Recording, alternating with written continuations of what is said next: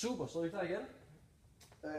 Jeg kunne se på sidste video, at noget af toppen af tavlen det forsvandt, på grund af at jeg havde en dårlig kameravinkel.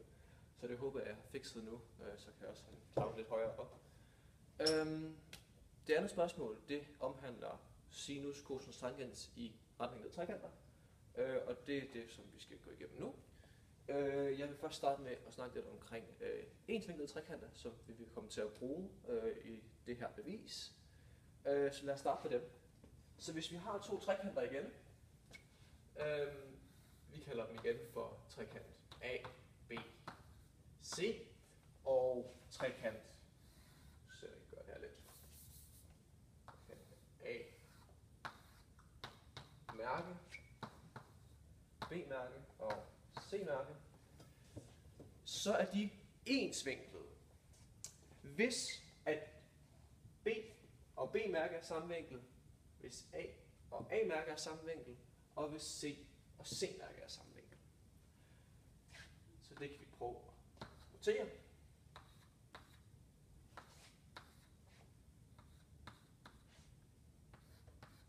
Sådan.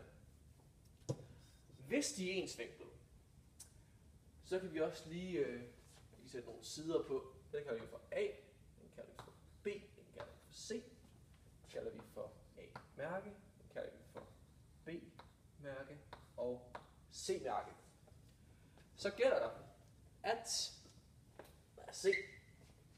at A divideret med A-mærke, det er det samme som B divideret med B-mærke, som er det samme som C divideret med C-mærke.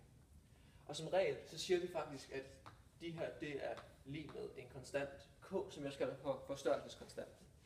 Det vil vi dog ikke bruge så meget, men det her, det kommer til at være essentielt for vores bevis.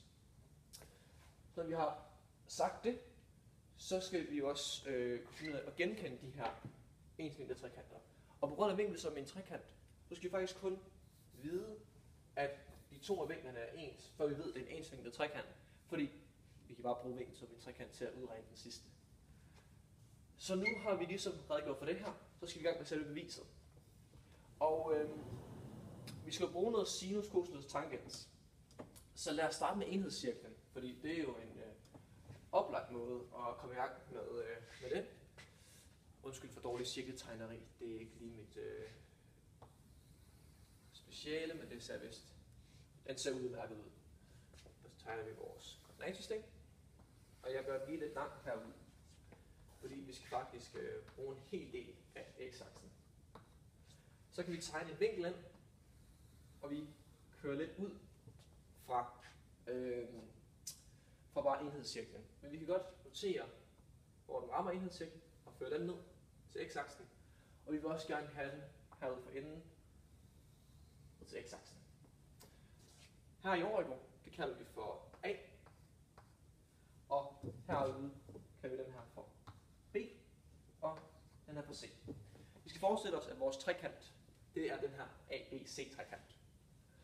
Så kalder vi også det her punkt for P, og det her punkt for Q. Og det er fordi, det kommer vi til at bruge om et øjeblik. Til at starte med, så fordi vi går lige ned på x-aksen, så må de her vinkler være rette. Vi kan også, den her vinkel, den vil jeg kalde for vinkel V. Man kan også kalde det A, fordi det er vinklen til A, men jeg kalder den bare V, fordi den skal hedde et eller andet.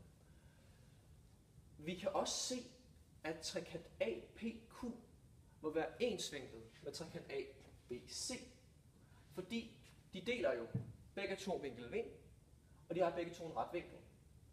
Det vil sige, at den her vinkel er den samme som den her vinkel. Det kan vi bruge til en hel del, fordi vi har jo en masse sidelængder. Alle dem her kender vi jo faktisk i forhold til vinkel V. Den her sidelængde AQ, det er jo cosinus til V. Den her, det er sinus til V. Og fordi det her, det er enhedscirklen, så må den her jo, det er jo radius. Så det må bare være 1. Nu vil vi gerne prøve at se, om vi kan udregne vinkel V fra nogle af de andre sidelængder, altså sidelængder i trekant ABC. Og vi kan starte med cosinus. Fordi vi ved jo, siden at det er ensvinkede trekanter, så ved vi, at den der divideret med den der, altså cosinus til v divideret med sidelængden AC, må være det samme som AP, som jo er 1, divideret med AB. Så det kan vi starte med at skrive. Cosinus til v divideret med AC. Det må være det samme som 1 divideret med AB.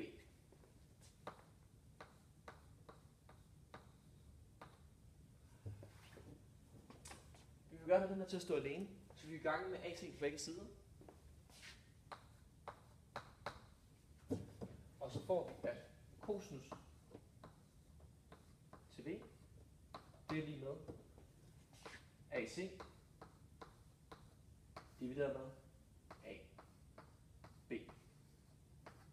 Og hvis man gerne vil sætte navne i forskellige sider, så kan man bare kalde dem de her ting, så kan vi jo kalde den her side for A, altså lille a, fordi den er over for vinkel A. Vi kan kalde den her side for B, fordi den er over for store B. Og vi kan kalde den her side for C, fordi den er over for store C. Jamen, så kan vi også omdøbe dem her. AC, det er den her. Det kalder vi så B. Og AB, det er den her. Den kalder vi for C. Og hvis vi gerne vil køre den endnu længere og gøre den mere generelt, så kan vi jo sige, at cosinus til v den ligger her, eller v ligger her. Og det må så være lige med den hosliggende katete, divideret med hypotenusen. Og det er jo det, som det er, at cosinus-formen siger i en retvinklet trekant. Hvis vi går videre til sinus, så sinus den her. Så det kan vi også godt gøre. Nu har vi givet den navn, så nu gider jeg ikke at skrive det her op igen. Men så ved vi jo, at den her PQ divideret med BC må være det samme som AP divideret med AB. Lad os prøve at skrive det op. Sinus til V divideret med A. Det er lige med 1 divideret med C. Vi vil gerne isolere sinus til V, så vi ganger med A på begge sider. Så får vi, at sinus til V er lige med A divideret med C. Eller mere generelt, at sinus til V til en vinkel er lige med den modstående katete divideret med hypotenusen. Så har vi de to ting. Så kan vi udregne tangent til V. Vi behøver ikke engang bruge den der, fordi vi ved jo, at tangent til V, det er lige med sinus til V divideret med cosinus til V. Vi har en formel for sinus, vi har en formel for cosinus, så vi har indsat i sinus og cosinus. Det vil sige, at tangent, det er lige med, skal det være plads. Sinus til V, det er A over C. Cosinus til V, det er B over C. Vi dividerer med en brøk, det vil sige gange med den omvendte. Så det vil sige, det er lige med A over C gange med C over B.